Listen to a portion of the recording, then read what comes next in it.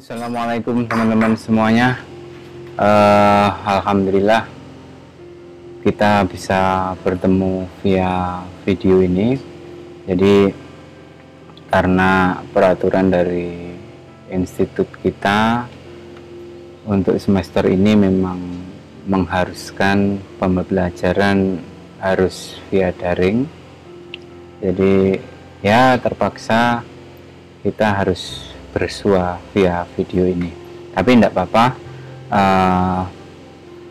Kita akan atur sedemikian rupa sehingga besar harapannya nanti capaian pembelajaran di mata kuliah ini tetap tersampaikan pada teman-teman semuanya. Oke. Di mata kuliah pengantar manajemen ini, pada pertemuan pertama ini saya akan membahas terlebih dahulu tentang beberapa hal yang akan kita lakukan dalam satu semester ke depan. Jadi itu semua akan terdokumentasi dalam rencana pembelajaran semester. Hari ini akan saya jelaskan terlebih dahulu. Kemudian sebelum kita membahas RPS, tentunya perkenalan, karena saya tentu baru bertemu dengan teman-teman di mata kuliah ini. Pada pertemuan-pertemuan sebelumnya kan kita belum pernah ketemu, jadi nanti kita ada perkenalan terlebih dahulu. Kemudian nanti di akhir saya akan menyinggung sedikit materi tentang pengantar manajemen, atau istilahnya overview materi-materi di perkuliahan kita. Sebenarnya apa sih pengantar manajemen itu? Nanti akan saya jelaskan secara singkat setelah kita bahas RPS, gitu ya. Ini outline perkuliahan kita. Jadi yang pertama nanti adalah introduction, jadi perkenalan, kemudian reading and explaining syllabus. Jadi kita akan coba membaca silabi atau RPS yang mendokumentasikan apa saja kegiatan kita dalam satu semester ke depan. Nanti setelah itu saya akan menyinggung beberapa hal pokok mengenai materi-materi di perkuliahan pengantar manajemen, tentang apa itu manajemen, mengapa perlu ilmu manajemen, apa dan siapa itu seorang manajer, dan klasifikasi dan tugas seorang manajer. Oke, kita masuk ke sesi bagian yang pertama, yaitu adalah introduction. Seperti yang teman-teman baca di siakat atau di jadwal perkuliahan, nama saya Bayu Sindura Harja, lahir di Klaten, rumah saya di Klaten juga. Pendidikan S1, saya program studi manajemen Universitas Muhammadiyah Surakarta, masuk 2006, lulus 2010. Kemudian strata 2, jadi setelah lulus S1, kemudian setelah itu saya langsung melanjutkan studi S2 saya di Universitas Gadjah Mada, Master of Science bidang manajemen. Kemudian pengalaman kerja, saya pernah menjadi kredit analis di Bank Mandiri dari tahun 2011 sampai dengan tahun 2014. Setelah dari Bank Mandiri, kemudian saya bergabung dengan Universitas Muhammadiyah Magelang dari tahun 2014 sampai dengan 2019. Jadi di Unima, Universitas Muhammadiyah Magelang, di situ saya sebagai staf pengajar juga di Fakultas Ekonomi dan Bisnis, program studi manajemen khususnya. Kemudian tahun 2019 saya bergabung dengan Institut Agama Islam Negeri Surakarta, yang Surakarta. Jadi saya baru bergabung ini teman-teman, hitungannya tahun 2019 kemarin. Jadi sudah barang tentu ini pertemuan pertama kita di kelas ya. Kalau di luar kelas mungkin teman-teman pernah bertemu saya, tapi kan belum bisa bertegur sapa karena belum kenal. Kemudian minat penelitian saya. Yang pertama adalah behavioral finance, kemudian behavioral economics. Untuk melihat riset-riset saya, penelitian-penelitian saya, teman-teman bisa search di Google Scholar, Bayu Sindura Harja. Nanti di situ muncul semuanya, beberapa artikel saya, atau di beberapa portal peneliti yang lainnya seperti ResearchGate, Earthseed.id atau Scopus. Kemudian email saya bayusindu@gmail.com. Saya menggunakan email Gmail ini karena ini nanti khusus, teman-teman. Email ini khusus untuk menampung tugas dari teman-teman nanti. Tugasnya apa saja nanti akan kita bicarakan di RPS. Kemudian nomor WA saya 081329995034. Silahkan teman-teman bisa kontak saya, bisa berdiskusi via WA. Jadi monggo lah kalau misalkan teman-teman ada kesulitan mengenai perkuliahan ini nanti, menanyakan beberapa hal dan berkaitan dengan kuliah, nanti silahkan langsung chat WA saja. Kemudian website saya businessclick.com, atau ada juga masbayu.homeblog.com. Nanti bisa dicek lah itu beberapa tulisan saya, yang tulisan-tulisan yang tidak berkaitan dengan manajemen tentunya. Itu teman-teman. Kita langsung masuk ke pembahasan selanjutnya, yaitu terkait mengenai RPS. Jadi gini, di setiap program studi, kebetulan kita ini kan berada di program studi manajemen zakat dan wakaf, yang mana setiap program studi itu pasti memiliki capaian pembelajaran lulusan. Jadi teman-teman nanti ketika lulus S1 program studi mahasiswa bergelar sarjana ekonomi,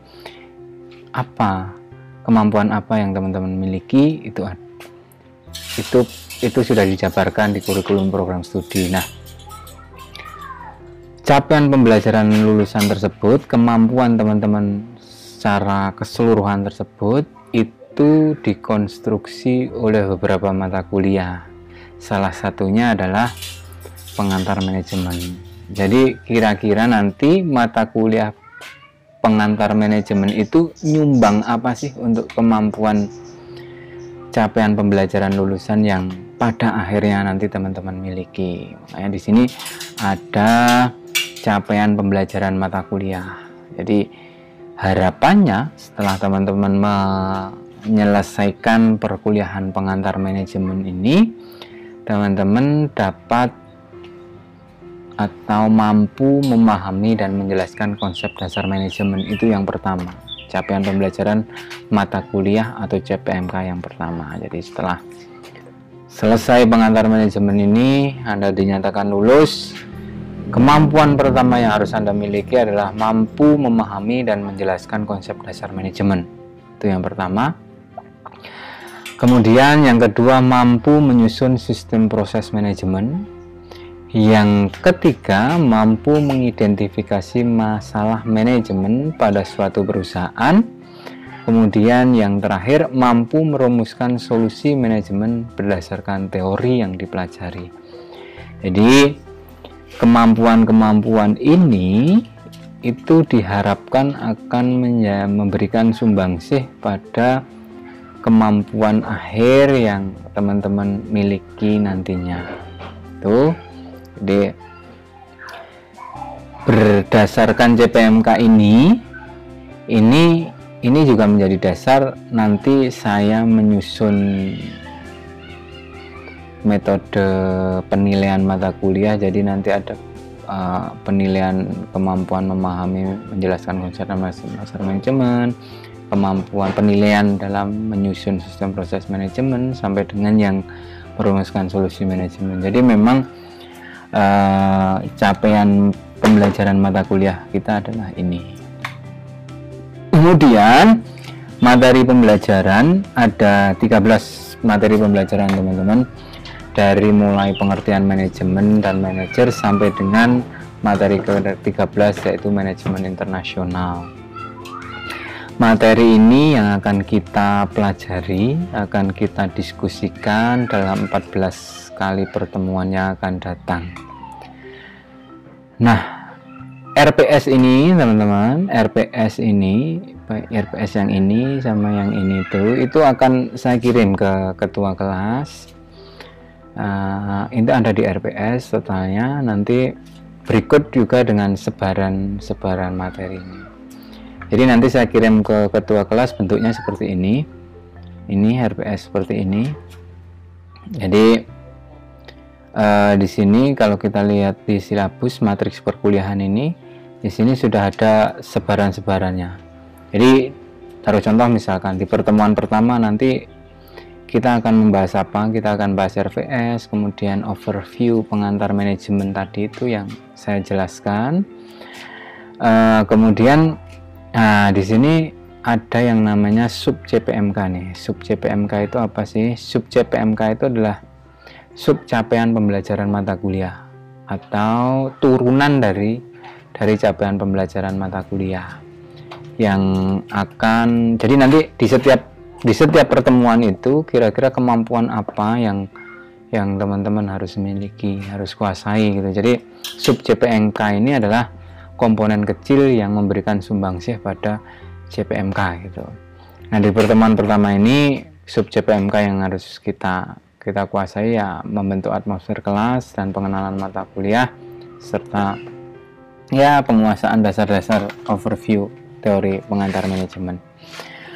Itu ya teman-teman semuanya bisa dipahami. Kemudian pertemuan kedua, ketiga sub CPMK yang diharapkan teman-teman bisa capai adalah mampu menjelaskan sejarah perkembangan pemikiran manajemen. Materinya sejarah pemikiran manajemen, evolusi teori manajemen. Ini harus teman-teman kuasai. Nah, kemudian di pertemuan ini kita akan memakan 2-3 pertemuan teman-teman. Ini 2 sampai, maksud saya di pertemuan kedua dan pertemuan ketiga, maksud saya kita akan fokus membahas sejarah perkembangan pemikiran manajemen. Jadi ketika teman-teman nanti belajar ini dan menyelesaikan menyelesaikan modul materi sejarah perkembangan pemikiran manajemen, diharapkan teman-teman mampu menjelaskan sejarah perkembangan pemikiran atau evolusi dari teori manajemen tersebut. Nah, di sini ada indikator penilaian, kemudian kriteria dan bentuk penilaian, metode pembelajaran. Nah, untuk metode pelajaran misalkan nanti di pertemuan kedua ini ada ceramah dan diskusi. Jadi modelnya nanti saya akan memberikan ceramah singkat, overview tentang sejarah pemikiran manajemen. Selanjutnya nanti kita diskusi. Kemudian ini ada tugas dan resume.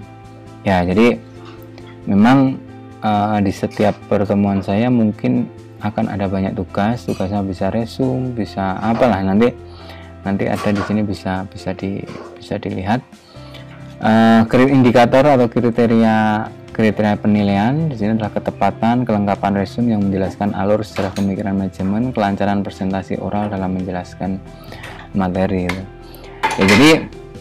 jadi di pembahasan di pertemuan kedua ini teman-teman, nanti teman-teman sudah harus mulai meresum sejarah pemikiran manajemen. Kemudian nanti teman-teman mesti berpresentasi presentasi materi tersebut. Jadi nanti saya harapkan ketua kelas segera membentuk kelompok. Setiap kelompok terdiri dari 5 orang. Jadi nanti silahkan bebas penentuan kelompoknya.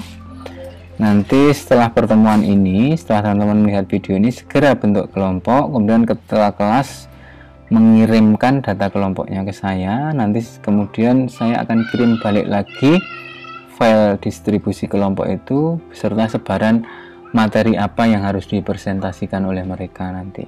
Taruh contoh misalkan kelompok 2 kebagian materi sejarah pemikiran manajemen, ya berarti nanti di pertemuan kedua atau pertemuan ketiga mereka harus presentasi materi ini. Nah, kalau untuk resume bagaimana Pak? resume ini wajib dikumpulkan oleh kelompok yang tidak presentasi. Jadi kalau kelompok yang presentasi, mereka wajib presentasi dan membuat slide presentasi atau PPT dalam bentuk PowerPoint. Tapi mereka tidak berkewajiban untuk meresum. Nah, sedangkan yang tidak bagian presentasi, mereka wajib meresumnya. Resumnya dalam bentuk apa? Bisa diresum tulis tangan, tapi kalau tulis tangan agak repot teman-teman. Sekarang kan nanti teman-teman mengumpulkannya juga bagaimana. Nah, resumnya dengan Microsoft Word aja nanti dikumpulkan ke email saya. Teknis pengumpulannya nanti biar lebih enak, itu Anda mengumpulkan dulu ke ketua kelas, baru nanti ketua kelas mengumpulkan ke saya dalam bentuk satu folder, dijadikan satu folder, kemudian folder tersebut diekstrak menjadi file RAR gitu loh. Nah, kemudian file RAR itu dikirim email saya, itu lebih rapi, lebih enak nanti tuh. Kemudian pertemuan keempat dan kelima, materi yang harus kita bahas adalah kerangka tugas dan tanggung jawab manajemen. Ini subjek PMK-nya mampu menjelaskan kerangka tugas. Nah, nanti ada tugasnya juga resume dan presentasi. Seperti tadi di pertemuan kedua dan ketiga, kelompok yang tidak presentasi atau mahasiswa yang tidak kebagian presentasi wajib meresum. Sedangkan kelompok yang bagian presentasi tidak wajib meresum, tapi wajib membuat PPT slide PowerPoint untuk dipresentasikan. Oke. Nanti pertemuan ke-6 nanti silakan dibaca sendiri begitu kira-kira. Nah, ini yang terpenting. Lah, nanti presentasinya bagaimana, Pak? Presentasinya itu gini. Silahkan teman-teman, bagaimana caranya? Saya pengen pokoknya ada presentasi dari kelompok, misalnya kelompok 2. Silahkan Anda kirimkan presentasi, file presentasinya ke saya. File presentasi itu bisa berupa video atau bisa berupa audio, monggo silahkan nanti dikirimkan. Teknisnya bagaimana, silahkan dipikirkan sendiri. Misalkan gini nih, misalkan Anda menjelaskan, kemudian direkam dalam audio recording, kemudian nanti 5 orang itu ngomong gitu kan, ini bagi yang misalkan si A bagian ini, si B bagian ini, si C bagian ini, kemudian si D adalah bagian moderator. Nah, itu nanti digabungkan jadi satu file, kemudian filenya dikirim ke saya jadi satu, jadi file audio yang kemudian jadi seperti berurutan gitu loh, seperti bagus ini ya. Pokoknya teknisnya bagaimana nanti silakan lah, atau Anda mau bikin video lah, monggo. Anda bertemu dengan 5 orang anggota kelompok Anda, kemudian Anda memvideo hasil presentasinya, nah, itu juga boleh. Nanti pokoknya teknisnya bagaimana itu terserah teman-teman, silahkan dipilih antara audio dan video itu tadi gitu ya. Jadi misalkan kalau yang video misalkan kelompok 1 gitu. Oke, kumpul kelompok 1 misalkan, kan kalau 5 orang ya ke kampus, ke fakultas kan enggak masalah itu. Nah, kemudian membuat video di kampus ya, enggak apa-apa, atau di mana membuat video di luar kampus juga enggak apa-apa ya. Ketemu 5 orang janjian kemudian bikin video, saya pikir enggak apa-apa kalau bertemu 5 orang, tidak terlalu ramai gitu ya. Gitu. Kemudian ini resume nanti ditulis dalam format PDF dan dikirim ke. Jadi teman-teman nanti meresum dalam Microsoft Word, kemudian file Word itu kemudian dijadikan PDF, baru dikirim ke ketua kelas mengirim ke saya gitu ya. Nah, emailnya ini teman-teman, jadi masbayukladan@gmail.com, nanti dikirim ke sini. Kemudian bentuk dan format. Nah, makalah diketik dalam MS Word menggunakan font 12, rata kanan dan rata kiri, Times New Roman spasi 1,5 gitu ya. Ini kemudian slide presentasinya seperti apa, ini tata caranya ya, nanti formatnya ya.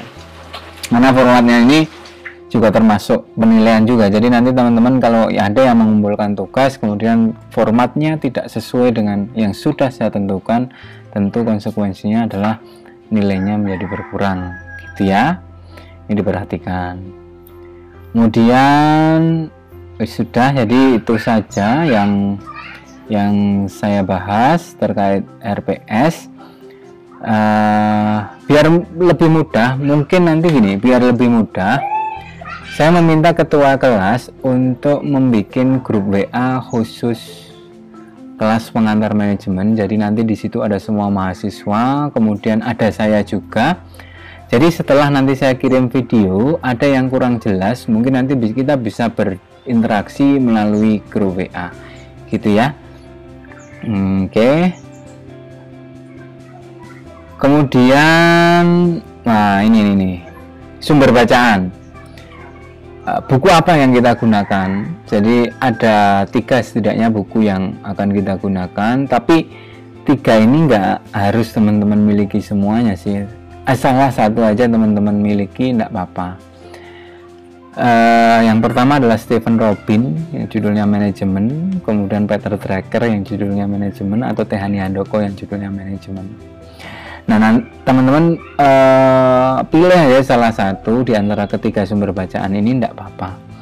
Dan besar harapan saya teman-teman harus punya buku ini, karena materi-materi kita ambilkan semuanya dari buku ini, gitu ya. Cari bukunya di mana? Teman-teman bisa cari di perpus ada. Karena gini, kalau saya menyarankan gini, mungkin teman-teman bisa ke perpusnya Fakultas Ekonomi dan Bisnis Islam ya, FEBI ya, karena kalau di perpus Fakultas Syariah kemungkinan besar malah belum ada, karena kan rumpun ilmu manajemen ini kan intinya sebenarnya induknya di FEBI, jadi mungkin di sana lebih banyak literatur yang berkaitan dengan manajemen ini dibanding dengan di Fakultas Syariah yang memang core atau istilahnya inti ilmunya memang bukan ilmu manajemen, gitu ya. Atau Anda bisa pinjam kakak tingkat Anda yang kemarin itu, mereka saya kasih pinjam buku saya Tehani Handoko itu, kemudian mereka fotokopi. Nah itu bisa teman-teman pinjam atau beli, silahkan beli banyak dan harganya juga tidak terlalu mahal. Kalau saya sih menganjurkan teman-teman beli ya, selain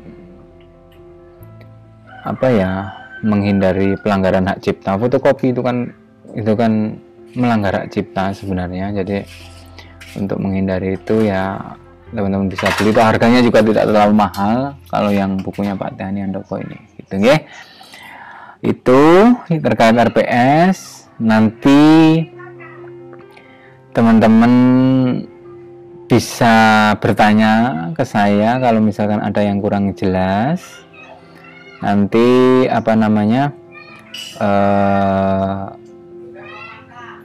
seperti yang saya katakan tadi, saya meminta ketua kelas untuk membuat grup WA yang khusus perkuliahan kelas pengantar manajemen. Nanti setelah itu teman-teman bisa berinteraksi dengan saya. Oke, itu sekian video kali ini yang membahas khusus tentang perkenalan dan RPS.